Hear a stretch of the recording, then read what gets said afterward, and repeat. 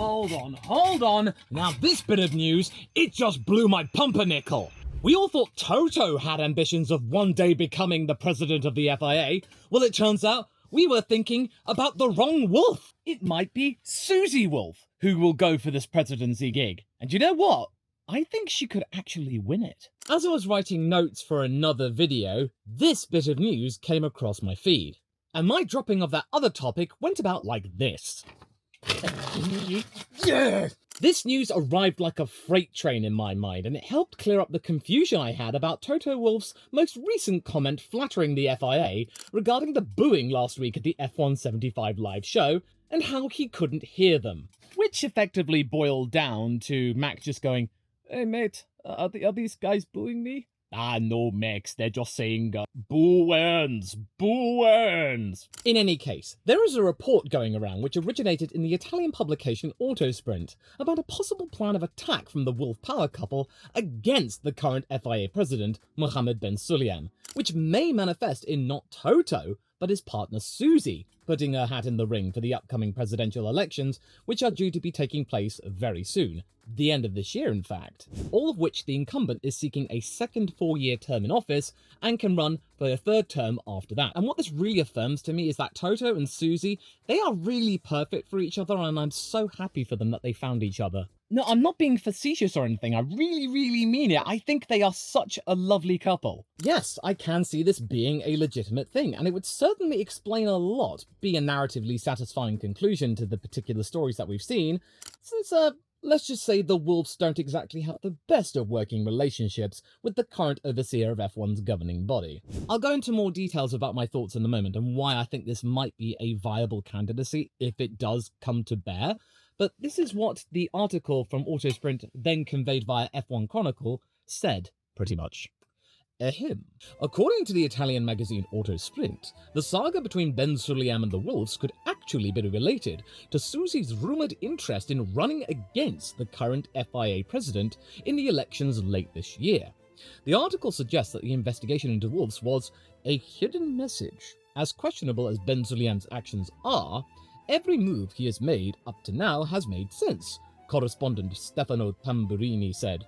Even ones that seemed completely illogical, such as the opening and rapid closure of an investigation for conflict of interest against Susie Wolff, head of the Formula One Group's all-female F1 Academy, and her husband Toto Wolff, Mercedes team principal. In reality, it was a way of letting people know that he was aware of the possible launch of Mrs. Wolff in a presidential election race, he explained in the latest edition of Autosprint. Now, you might be quick to dismiss this notion, stating that Mr. Sulayem would never tolerate a challenge such as this, darkening his doorstep and maybe threatening his second term, but that very same article goes on to say that the FIA boss said a few months ago that he welcomed those who may seek to run against him in a vote, that he would be more than happy. It's democracy all of the time, not some of the time. Yeah. It is. Which means that Susie Wolff is more than able to potentially run for the office, and besides, it's not like she isn't qualified or anything. She is. Well, I mean, for starters, she, unlike Ben, knows how to drive a Formula One car and not bin it at the first time of asking down a straight. Oh no, there goes that link in the pinned comment again. Oh, I guess you're just going to have to go and find it alongside my 100,000 subscriber drip. Available for a limited time only. Granted, she only partook in a couple of FP1 sessions for Williams in 2014, but she at least drove in a live session within Formula One, as well as having spearheaded both the W Series and the current F1 Academy Series for upcoming female talent, which is akin to Formula 4 levels of spec of car. Which, by the way, if you want to know my honest opinion about Formula One Academy, I think it's a slow but surely sort of a thing that over time it will improve, it will refine, and really give a name for the upcoming female talent. I personally am a backer of Leah Block in the Williams camp, and also with Abby Pulling, I think that she's gained a new sense of stardom, not only having won, dominated last season in F1 Academy, but then embracing the memes around her by accepting the role as first woman. And by the way, Abby, or anyone who represents Abby, I really want you up the ladder. I want to talk to you. Let's do an interview. But anyway, you want to know whether or not I think this supposition and rumour is legit. Well, gentlemen and ladies, a short view back to the past. This speculation comes amid a turbulent political climate in Formula One at the moment. Teams and drivers have voiced frustration with the FIA's leadership, which has even gone as far as drivers within the World Rally Championship, Ben's own stomping grounds of rallying, speaking out against the motions regarding swearing and conduct. And I can't believe that Instagram did not tell me that the WORDA slipped into my DMs 12 plus hours before they went public. Damn you, suck! Either way, the Wolves themselves have been embroiled in high-profile disputes with Ben Sulayem whilst he's been running the show. In December of 2023, the FIA unexpectedly announced a compliance investigation into an alleged conflict of interest involving an unnamed F1 team principal and an F1 Academy staff member. And now, of course, I think you could pretty much put two and two together here, that those people in questions were Toto Wolff and Susie Wolf, because, well, that's what their positions were. And personally, I think this might have been an example of trying to undermine the likes of Susie Wolf, having just come off the back of the first season of F1 Academy when it was in its infancy, maybe trying to almost make it stumble, or maybe try and lose some of its integrity, which had barely been fostered. And if you don't recall this, or it's just escaped your memory, this was all sparked by speculation from not one single official member within the FIA or Formula One management. It came from a really sketchy publication that everyone knows that you should not be going near, especially if you're going to be lodging a formal complaint within the governing body of Formula One. But why? And because of this, all 10 F1 teams quickly issued identical statements denying they had lodged a complaint and affirming support for Susie Wolf. And under intense backlash and ridicule, the FIA dropped the investigations within 48 hours. What they did right there, the FIA, by lodging this complaint of sorts, was just cause some sort of embarrassing exercise. It was self-inflicted. And oh yeah, you bet that Susie Wolf did not hold back. She called the accusations deeply insulting and unsurprising, rejecting them in the strongest possible terms. And then, early last year, she escalated the fight, filing a criminal complaint in France against the FIA for defamatory statements, calling their lack of transparency to the FIA, stating that improper behaviour must be addressed. Okay, well, I never really found out how that was resolved. Was it resolved, Law? Well, that's the thing. As far as I can tell from what I've been able to research, the FIA never issued an apology for any of it. All that happened was that the investigation, as I just mentioned, was dropped, and then that was the end of the matter. The FIA effectively just washed their hands of the whole thing. The damage was done, though. But you know, one thing I think the FIA president didn't really bank on is that this didn't make Susie just wither away into the shadows and just stay in her lane with F1 Academy. No, it emboldened her to really speak out against it, lodging complaints in France, and also I think it would set a really compelling stage where it matters most, at the ballot box. I mean, come on, it's unfinished business. I'm pretty sure that Susie and Toto have been left thoroughly unsatisfied with the whole ordeal, and this will be some way of getting some closure, and it would be plenty of ammunition to speak out against Mr. Sulayem getting his second term in office. It's really compelling stuff. And maybe this might go some way after all of the stuff that we have seen, especially with now the WRC getting involved, and everyone coming up against him, and maybe finding re-election a little bit of an uncertainty, unless all of the actions regarding the audit board of the FIA actually bear fruit and he does get a second term in office. Maybe it might go some way as to explain why Ben Sulayem suddenly just shouted V10s into the ether, thinking that everyone would just go back, yeah, good idea, we love you, Ben, V10s all the way, yeah! No, I'm not joking here. I grew up with V10s. I love that shriek. And I know that some of you grew up with V12s and you love that roar too. So, come on, Seb. Just come back. Be the king of F1. We want those naturally aspirated engines with synthetic fuels. It's so much easier. But Ben Sulayem didn't get that. For starters, many people question the practicality of such a thing because all the manufacturers presently are headed toward the current setup of power unit, and also, amongst the fans, this was pretty much the meme that represented the whole thing, as in, cool bro, we still don't like you.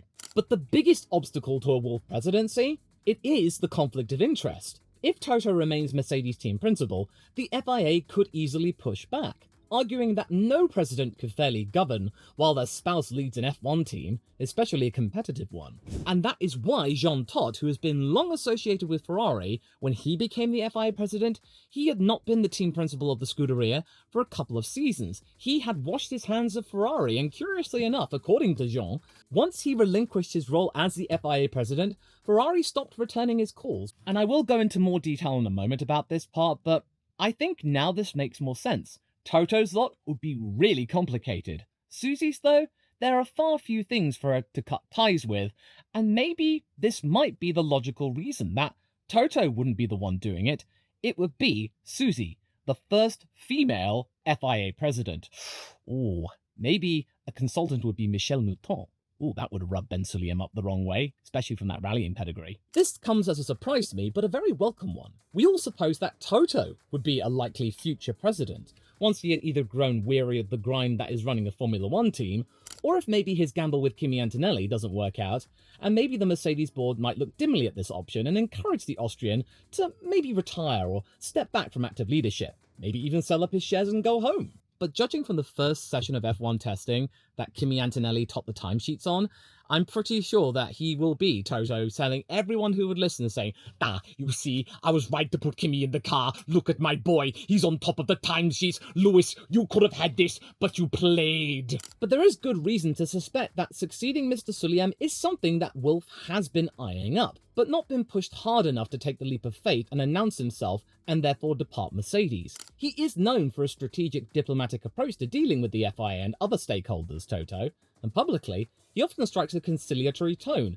to maintain stability in the sport, even when tensions run high and people actually look at him quizzically and go, "What are you talking about, Toto?" Such as the manhole cover incident in Vegas and now, of course, the booing at the F1 75 Live thing. And we mustn't forget also that at the back end of last year, there were many calls from Toto to stop the infighting with the FIA, to settle things down, resolve things, don't get into petty arguments, and then instead try and build up ties and a brand new solution to things. More transparency, more situations where clarity in the rules regarding overtaking and passing are sorted out, resolved, and therefore made more straightforward, and that the best way to do it would be behind closed doors. Don't just use the media as a mouthpiece to say, "Oh, well, you should maybe do it yourself, FIA," or why don't you just tell them yourself? "I know, but more clicks." Yeah, that's pretty much what it was. This stance came as F1 drivers, through the GPDA of course, openly criticised Ben Sulayem's management style, complaining of not being listened to and being treated in a patronising manner like his own children. Toto effectively played the role of peacemaker, counselling that airing grievances privately was better for F1's stability. But as we all know, clearly, Ben Sulayem did not heed the concerns and warnings of Toto, and indeed said in a press conference at Harama saying, "Hey, look, I'm just trying to resolve and be relatable to the F1 drivers. I treat them like my own children. I treat them with love, compassion, empathy, and patience, but also discipline." You are just proving the GPDA right. And then Appendix B, which barely got seen by any voting members of the FIA, and the drivers were not consulted on? I'm sorry, Toto. I mean, what are you trying to do here? Are you trying to just make yourself out to be saying, "Well, I'm trying to be nice, but look at what Ben's trying to do. It's like, what can I do to possibly work with this man?" But let's make one thing clear. Toto isn't defending Ben Sulayem specifically. He's defending the FIA as an institution.